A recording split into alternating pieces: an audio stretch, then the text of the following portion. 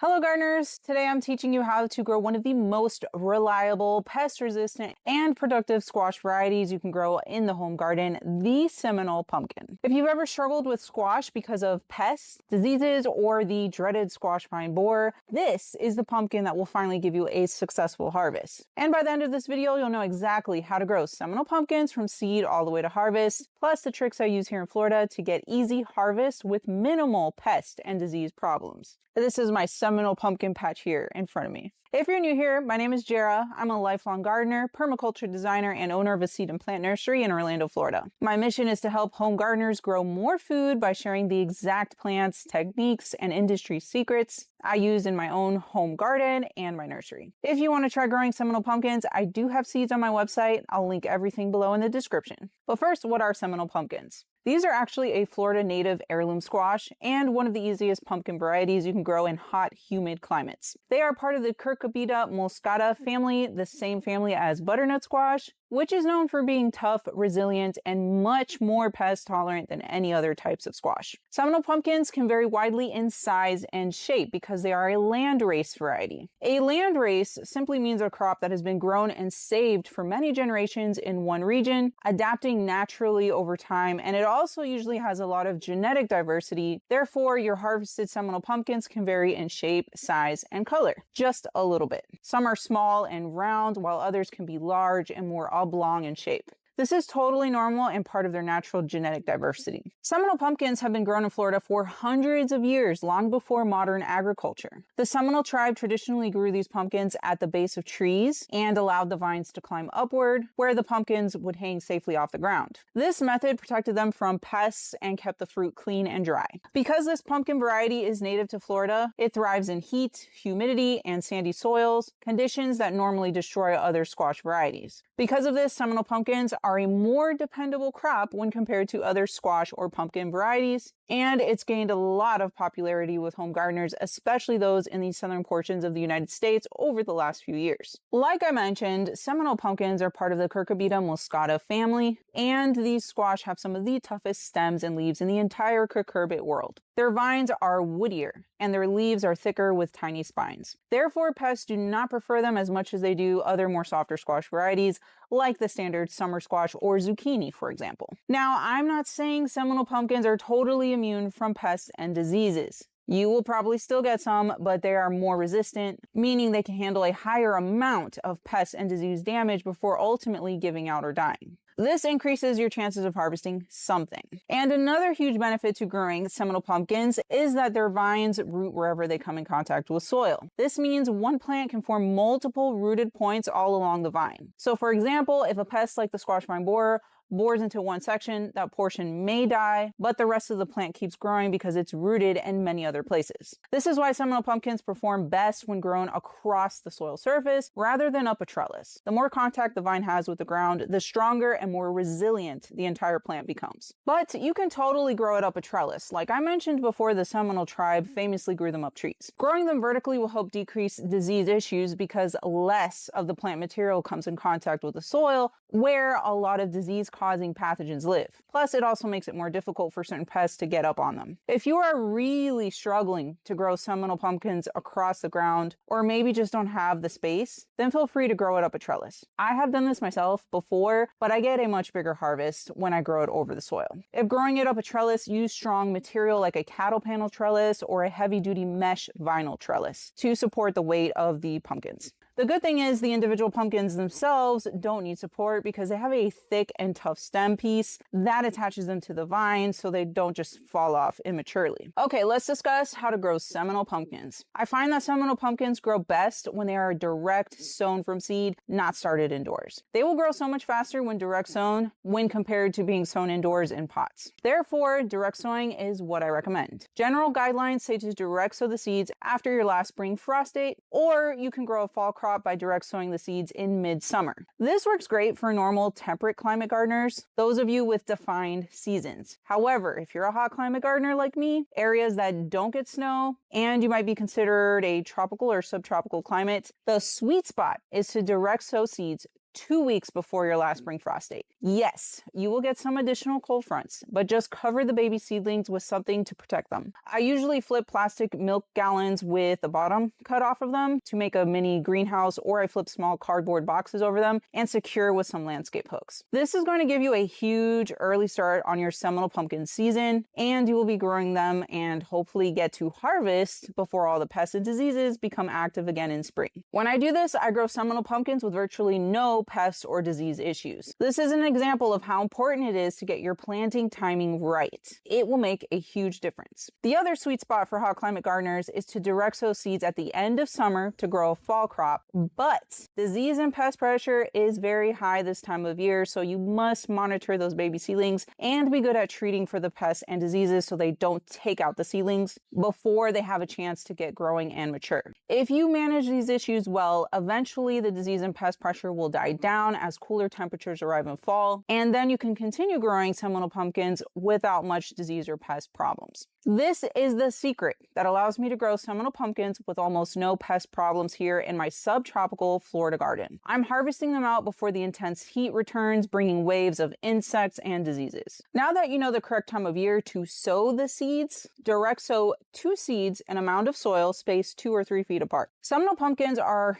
huge vining plants. Expect vines that are over 20 feet long. No joke. This crop needs a nice big area to overtake. I recommend dedicating at minimum an area of about 10 feet by 10 feet. And you're going to want to plant multiple mounds to have more than just one plant growing at the same time. This will help get better pollination, but also ensure you get a decent harvest. Again, squash or pumpkins are susceptible to lots of diseases and pest issues. So if one plant happens to die off, you still have several more growing at the same time. It's a numbers game with things in the cucurbits family. Plan to grow several plants at once, and don't be surprised if at least one of them dies for whatever reason. Now, let's say you want to sow the seeds indoors for some reason. Of course, it's totally possible. Then I recommend you to sow 2 seeds per 4-inch size pot or solo cup with drainage holes cut out of the bottom about 6 weeks before your last spring frost date, or for a fall crop, so 6 weeks before your target date of planting them in midsummer or at the end of summer. If both sprout, I leave them both together and plant the whole thing. That means I don't thin them out. I highly recommend you grow them under some grow lights because the seedlings will grow much faster. Once the root system is developed enough that it holds all of the soil together, when you try to pop the seedling out of its container, it's ready to be transplanted into the garden. To transplant, dig a hole twice the size of the root ball, mix in some organic granular fertilizer,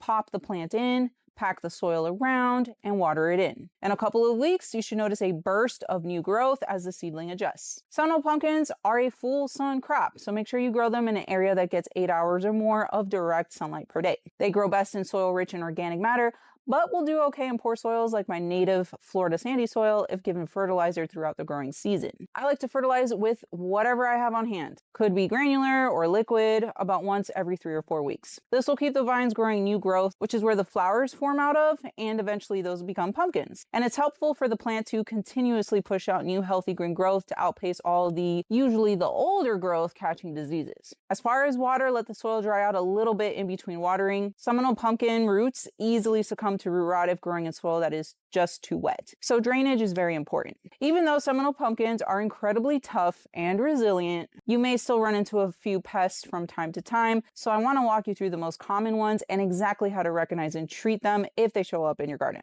I mentioned squash vine borers earlier in this video. This insect lays its eggs at the base of squash plants, and when the larvae hatch, they bore inside the vine and start eating it from the inside out. The first signs you'll usually notice are sudden wilting during the heat of the day, or you may see a pile of orange little balls, which is actually the frass from this squash vine borer larva, kind of oozing out of the hole inside of the vine. And that's the hole exactly where the larvae bore into. With most squash varieties, a squash vine borer can kill the entire plant, but Seminole pumpkin vines root at multiple points wherever they touch the soil. So even if one section gets hit, the rest of the plant can stay alive. To help your vines stay even more resilient, let them sprawl naturally across bare soil so they can root, and consider covering your young seedlings with insect netting during their most vulnerable early stage. If you ever notice frass or a soft damaged spot on the vine, you can carefully cut it open, remove the larva, and the vine will often heal and continue growing. Another pest you may encounter is the squash bug. These bugs are flat, grayish brown, and shield shaped,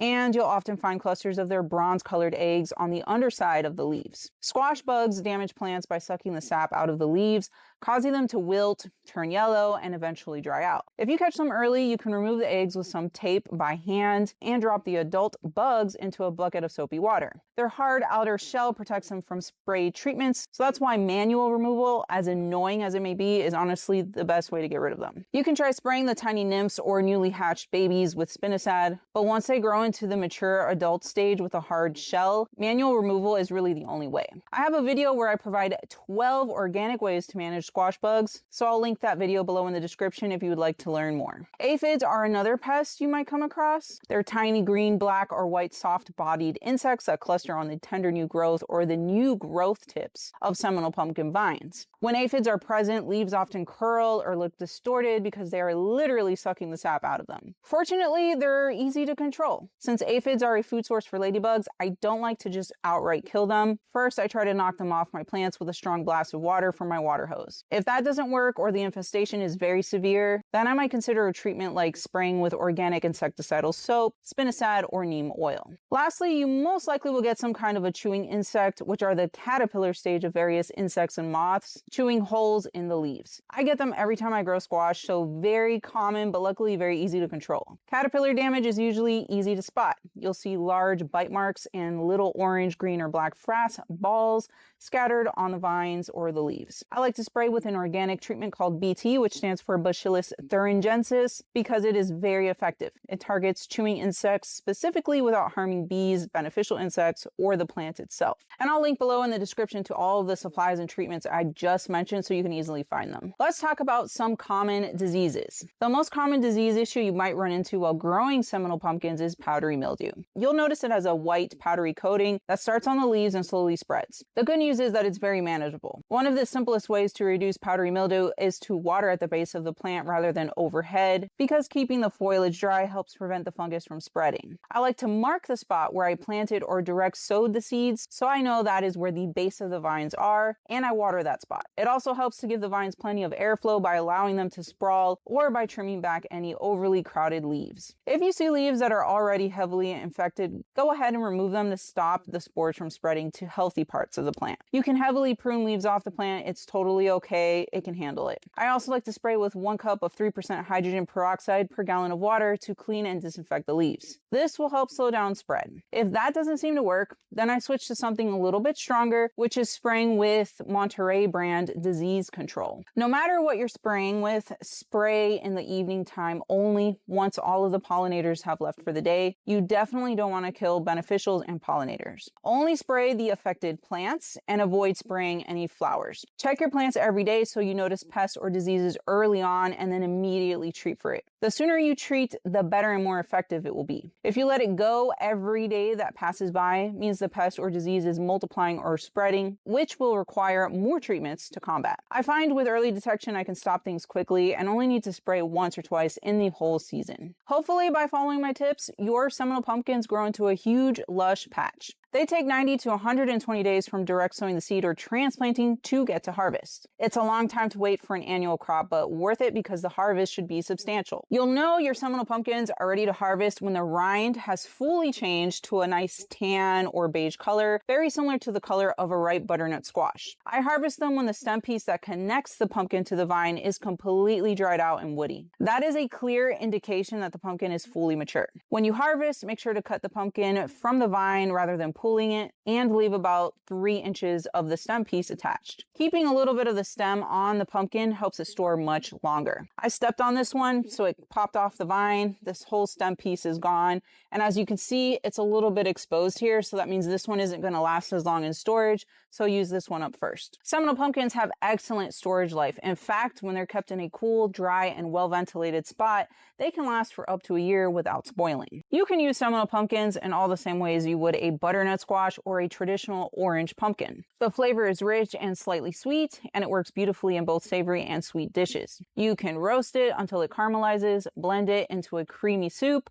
bake it into casseroles, add it into chili for extra depth, or turn it into a comforting pasta dish. One of my favorite ways to use Seminole pumpkin is in a butternut squash and bacon pasta. It's unbelievably good, and I'll link my full recipe video in the description if you want to try it for yourself. Seminole pumpkins thrive in heat, handle pests better than most other squash, and have a high resistance to many common pests and diseases. They produce abundantly, the fruit stores for months and months without going bad, and they taste amazing. On top of all of that, they're deeply rooted in Florida history and have been grown in this region for centuries. If you've ever struggled to grow squash or felt discouraged by pests and disease wiping out your plants, this is the variety that I recommend. I can't imagine gardening without growing Seminole pumpkins at least once a year, sometimes twice. That's how much I love it. And if you want to grow these same Seminole pumpkins from my garden to yours, I have seeds available on my website, which I will link in the description. It's definitely one of my most popular seeds and sells out often. Click the notify me when available button to get an instant alert of when I restock more if they are currently out of stock when you go check. I hope this video inspires you to try growing Seminole pumpkins in your garden this year. They're one of the easiest and most reliable vegetables for hot, humid climates, and once you grow them, you'll understand why they've been loved here in Florida for hundreds of years. If this video was helpful, please give me a big thumbs up. That helps out my channel more than you know. Subscribe and tell me in the comments whether you've grown Seminole pumpkins before. If you're on the hunt for other super tough squash varieties, I recommend you watch this video next, which is my guide for growing Tromboncino rapicante. Thanks for spending time with me in the garden today, and as always, happy gardening.